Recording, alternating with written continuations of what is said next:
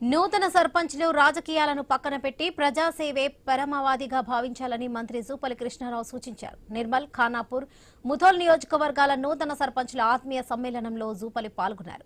ప్రజలు మీపై ఎంతో నమ్మకంతో బాధ్యతను అప్పగించారని, ఆ నమ్మకాన్ని వమ్ము చేయకుండా నిరంతరం ప్రజలకు అందుబాటులో ఉండాలన్నారు. ప్రజా సమస్యల పరిష్కారానికి కృషి చేయాలని, అప్పుడే మంచి పేరు తెచ్చుకోగలరని మంత్రి జూపల్లి దిశానిర్దేశం చేశారు. సర్పంచ్గా ఒకసారి గెలిచిందంటే ఒక అవకాశం, దాన్ని ఉపయోగించుకొని కరెక్ట్గా పనిచేసి ప్రజలు ఉండి ఒక్కసారి కాదు మళ్ళీ 4-5 సార్లు మళ్ళీ మీరే సర్పంచ్ గెలిచినట్టుగా, అవసరం వస్తే ఎంపీటీసీ గెలిచినట్టుగా, మళ్ళీ సందర్భం వస్తే ఎంపీగా గెలిచినట్టుగా ఎన్నో అవకాశాలు వస్తాయి. దానికి పునాది అనేది ఒక సర్పంచ్ పదవి కాబట్టి అది మంచిగా సక్రమంగా నిర్మించుకొని గొప్ప పేరు తెచ్చుకోవాలి.